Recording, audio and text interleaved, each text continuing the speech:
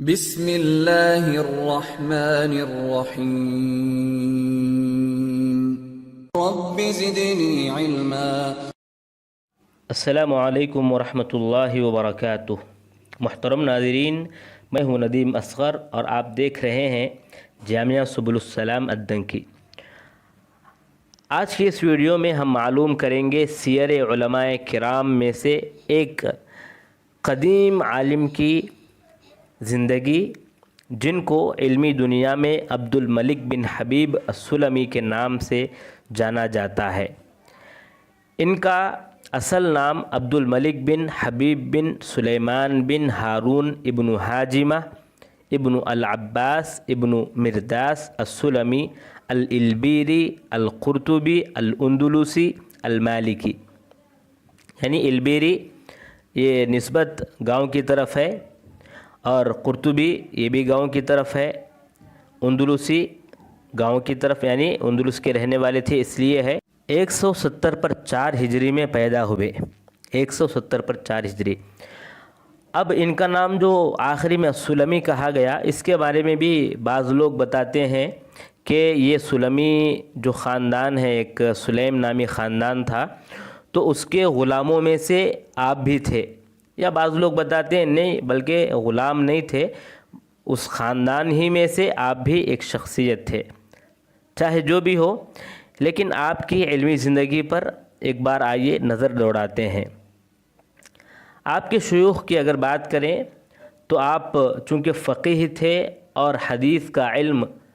رکھتے تھے، اسی لیے آپ کے جو ہے کئی رحلات کے بعد آپ کے کئی اساتذہ بھی بنے، مثلا صعصعہ بن سلام، الغازی بن قیس، زیاد بن عبد الرحمن، اور اسی طرح عبد الملک بن الماجشون، مطرف بن عبداللہ، ابراہیم بن المنذر الجزامی، اسماعیل بن اویس، اسبغ بن الفرج، اسد بن موسیٰ، یہ تمام آپ کے اساتذہ میں سے تھے۔ آپ جب تک علم حاصل کرتے رہے، رحلت کرتے رہے، دور دور جا کر سفر کر کے علم کو حاصل کرتے رہے، مکمل علم حاصل کرنے کے بعد آپ اندلس لوٹ آئے اور وہیں پر جو ہے ایک بہترین عالم کے طور پر لوگوں کو پڑھانے لگے۔ آپ دیکھیں گے امام ابن تیمیہ رحمہ اللہ کی ایک کتاب ہے الحسبہ، اس کتاب میں ابن تیمیہ رحمہ اللہ ان کے اقوال کو بہت زیادہ نقل کرتے ہیں، خاص کر کون سے ابواب میں؟ احکام السوق، بازار کے جو ابواب ہیں، یا احکام البیع، احکام الشراء، المکائل، اوزان، یا جو ہے ایسی چیزوں میں آپ کے اقوال کو بہت زیادہ نقل کرتے ہیں امام ابن تیمیہ رحمہ اللہ۔ آپ کے اساتذہ، یعنی جب آپ، جیسا کہ ہم نے کہا، رحلت وغیرہ سے فارغ ہونے کے بعد ایک زبردست علم کے ساتھ آپ اندلس واپس آئے اور وہاں پر باقاعدہ تدریس کا کام آپ نے شروع کیا، تو کئی طلبہ آپ سے مستفید ہوتے رہے۔ ان میں سے مطرف بن قیس، بقی بن مخلد، ابن وضاح، یوسف بن یحییٰ المغامی اور دیگر طلبہ بھی ہیں۔ آپ کے تلامذہ کی بات کر رہے ہیں تو خاص کر آپ کے جو بیٹے تھے محمد، ان کی بھی بات یہاں پر آئے گی، کیونکہ بہترین آپ کے تلامذہ میں سے آپ کے خود بیٹے محمد تھے۔ ابن الابار لکھتے ہیں کہ انہوں نے اپنے ابا سے روایت کیا اور بہترین عالم فاضل تھے، تو معلوم ہوا کہ آپ کے تلامذہ میں خود آپ کے بیٹے محمد بھی تھے۔ امام عبد الملک بن حبیب السلمی رحمہ اللہ، انہوں نے علم حاصل کیا، فقیہ ضرور تھے اور اپنے اندر بہت زیادہ علم ضرور رکھتے تھے، لیکن حدیث کے میدان میں آپ بہت زیادہ ضعیف تھے، حدیث کے میدان میں بہت زیادہ ضعیف تھے۔ احمد بن عبد البر النارنجی رحمہ اللہ فرماتے ہیں کہ اندلس میں سب سے پہلے حدیث کو لانے والے آپ ہی تھے، لیکن آپ کے اندر صحیح اور ضعیف حدیثوں کو فرق کرنے کا ملکہ آپ کے پاس نہیں تھا، اور حدیث کے طرق کو بھی آپ نہیں جانتے تھے۔ اسماء رجال کو آپ بدل کر رکھ دیتے تھے، یعنی کسی کا نام کسی کے ساتھ، کسی کا نام کسی کے ساتھ، تصحیف جس کو کہتے ہیں وہ آپ کے اندر بہت زیادہ تھی۔ اسی طرح آپ جو ہے منکر روایتوں سے احتجاج کرتے تھے، یعنی گویا کہ خلاصہ اگر ہم کہیں تو حدیث کے میدان میں آپ بہت زیادہ ضعیف تھے۔ امام ذہبی رحمہ اللہ فرماتے ہیں کہ ابن حزم رحمہ اللہ نے ان کو یعنی عبد الملک بن حبیب کو باقاعدہ ضعیف کہا، اور اس کے بعد لکھتے ہیں کہ یقیناً اور صحیح میں وہ جو ہے ضعیف تھے۔ اور قاضی عیاض رحمہ اللہ فرماتے ہیں کہ امام باجی اور ابن حزم رحمہ اللہ سے یہ مروی ہے کہ ابن عبد البر رحمہ اللہ ان کو جھوٹا کہتے تھے، اور صدفی رحمہ اللہ اپنی تاریخ میں بیان کرتے ہیں کہ ان کے پاس روایتیں بہت تھیں، بہت زیادہ وہ جمع بھی کرتے تھے، لیکن وہ جو ہے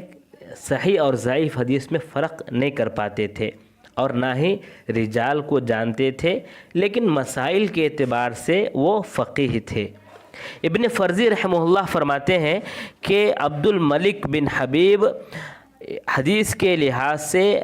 جانتے ضرور تھے، لیکن صحیح اور سقیم یعنی صحیح اور ضعیف میں فرق نہیں کر پاتے تھے، اور ان کو جو ہے بعض علماء نے متساہلین میں شمار کیا۔ جرح و تعدیل کے اصول اگر آپ جانتے ہیں، اس علم سے واقف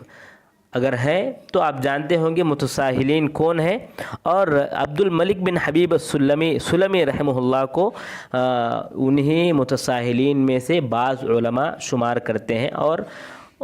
چونکہ ان کا علم اس میں نہیں تھا تو یہ ممکن ہے۔ ابن سعید رحمہ اللہ فرماتے ہیں، نفح الطیب کتاب میں یوں مذکور ہے کہ فقیہ الاندلس عیسیٰ ابن دینار، عیسیٰ بن دینار اندلس کے فقیہ ہیں، وعالمها عبد الملک بن حبیب، اور اندلس کے عالم عبد الملک بن حبیب ہیں، وراویہا یحییٰ ابن یحییٰ، اور راوی یحییٰ ابن یحییٰ ہیں۔ ابن فرزی رحمہ اللہ فرماتے ہیں کہ یحییٰ ابن یحییٰ اور سعید بن حسان کے آپ مشیر تھے، یعنی بہت زیادہ آپس میں لوگ مشورہ لیا کرتے تھے، اور آپ فقہ میں حافظ تھے، یعنی مذہب مدنیین کے اوپر آپ جو ہے بہت زیادہ علم رکھتے تھے۔ ابراہیم بن قاسم بن ہلال فرماتے ہیں کہ عبد الملک پر اللہ رحم کرے کہ وہ امام مالک رحمہ اللہ کی طرف سے ان کے اقوال کی طرف سے مدافعات کرنے والے تھے، دفاع کرتے تھے، اور ہر چیز کو بچانے والے تھے، یعنی وہ مالکی ہیں تو ان کے علم کو بہت زیادہ انہوں نے حاصل کیا۔ ابن ماجشون رحمہ اللہ سے پوچھا گیا، من اعلم الرجلین عندک، کہ تمہارے پاس دو لوگوں میں سے کون زیادہ علم رکھنے والا، آپ کس کو مانتے ہیں، القروی التنوخی کو یا الاندلسی السلمی کو؟ تو انہوں نے کہا کہ میں جو ہے سحنون کو، یعنی کچھ ایسی عبارتوں میں کہا جس میں سے جو ہے یہی پتہ چلتا ہے کہ میں سحنون کو اور عبد الملک کو جو ہے میں عالم مانتا ہوں۔ ابن الفردی رحمہ اللہ فرماتے ہیں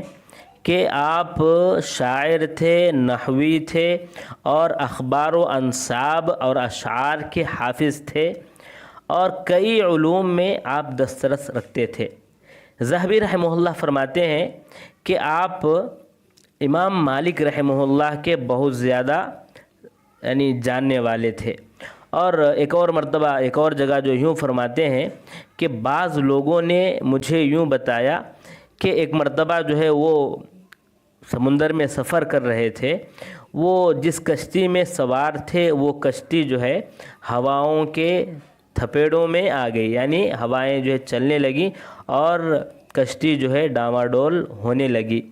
تو انہوں نے فوراً ہاتھوں کو اٹھایا اور اللہ سے دعا کیا، اللہم ان کنت تعلم انی انما اردت ابتغاء وجہک وما عندک فخلصنا، کہ اے اللہ اگر تو جانتا ہے کہ میں نے جو بھی کیا ہے، میں نے جو بھی حاصل کیا، میں نے جو بھی جو ہے ارادہ کیا ہے وہ تیری خاطر ہے، یعنی میں تیرے لیے یہ سب کیا ہوں، تو مجھے اس طوفان سے، اس مصیبت سے بچا لے۔ تو کہتے ہیں کہ اللہ تبارک و تعالیٰ نے انہیں بچا لیا، یعنی کشتی ڈاماڈول ہونے سے رہ گئی اور آرام سے کنارے تک پہنچ گئی۔ تو یہ بات امام ذہبی رحمہ اللہ بعض لوگوں سے بیان کرتے ہیں، یہ بات یاد رہے، بعض لوگوں سے بیان کرتے ہیں۔ اسی طرح جو ہے امام عبد الملک بن حبیب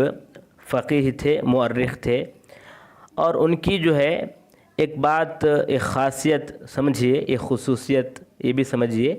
کہ وہ جو ہے حکیم بھی تھے۔ حکیم یعنی طب سے بھی واقف تھے۔ ان کی اگر مؤلفات کی بات کریں تو ان کی تالیفیں بہت ہیں، اور خاص کر ان کے اندر جو ہے یعنی ان کا جو فکر تھا بڑے اچھے انداز میں جو ہے ان کا فکر تھا، اور نتیجہ جو نکالتے تھے بڑے اچھے انداز میں نکالتے تھے، اسی لیے بہت سی کتابیں انہوں نے تالیف کی ہیں۔ انہی سے ایک مرتبہ پوچھا گیا، جیسا کہ قاضی ایاز فرماتے ہیں کہ بعض لوگوں نے مجھ سے کہا کہ انہوں نے امام عبد الملک بن حبیب سے پوچھا کہ آپ کی کتنی کتابیں ہیں؟ تو انہوں نے کہا 1000 کتاب و 50 کتابا، 1000 کتابیں یعنی 1000 کتابیں ہیں اور 50 کتابیں ہیں، یعنی گویا کہ 1000 سے زیادہ کتابیں ہیں، بلکہ وہ فرماتے ہیں، لیکن ان میں سے کئی کتابیں جو ہے ہمارے پاس نہیں ہیں، مفقود ہیں، یا پتہ نہیں وہ کتابیں کیا ہو گئیں۔ ابن فردی رحمہ اللہ فرماتے ہیں کہ وَلَهُ مُؤَلَّفَاتٌ فِي الْفِقْهِ وَالتَّوَارِيخِ، ان کی جو ہے فقہ میں، تاریخ میں اور آداب میں اچھی کتابیں ہیں۔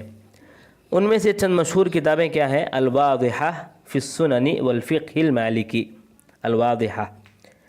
یہ جو ہے ان کی ایک بڑی کتاب ہے، اچھی کتاب ہے۔ اسی طرح ان کی ایک دوسری کتاب ہے غریب الحدیث، اسی طرح حروب الاسلام، طبقات المحدثین یہ بھی ان کی ایک کتاب ہے،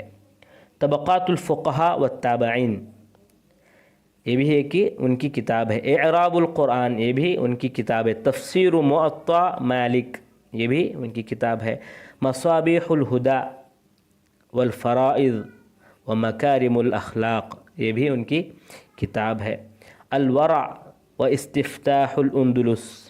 یہ بھی ان کی کتابیں ہیں، وصف الفردوس، الغایہ والنہایہ یہ یعنی اچھی کتابیں ہیں، مشہور کتابیں ہیں۔ اب آئیے آخری بات کریں، آپ کا انتقال 230 ہجری کو ہوا، انا للہ و انا الیہ راجعون۔ ابن بشکوال فرماتے ہیں کہ سحنون سے کہا گیا کہ مات ابن حبیب رحمہ اللہ کا انتقال ہو گیا ہے، تو انہوں نے کہا مات علم الاندلس بل واللہ عالم الدنیا، کہ اندلس کے ایک عالم کا انتقال ہو گیا، بلکہ اللہ کی قسم دنیا کے عالم کا انتقال ہو گیا۔ تو یہ ان کے معاصر کی بات ہے، اس سے اندازہ کر سکتے ہیں کہ آپ کتنے اچھے عالم تھے، ضعیف تھے حدیث کے میدان میں ضرور، لیکن فقہ کے اعتبار سے اچھے عالم میں شمار تھے، اور آپ کی کتابیں بھی دلیل ہیں، یہ واضح کرتی ہیں کہ آپ کتنے علم رکھتے تھے اپنے اندر۔ اللہ سے دعا ہے اللہ تبارک و تعالی آپ کی خدمات کو قبول فرمائے اور آپ کو جنت الفردوس میں جگہ عطا فرمائے، آمین یا رب العالمین۔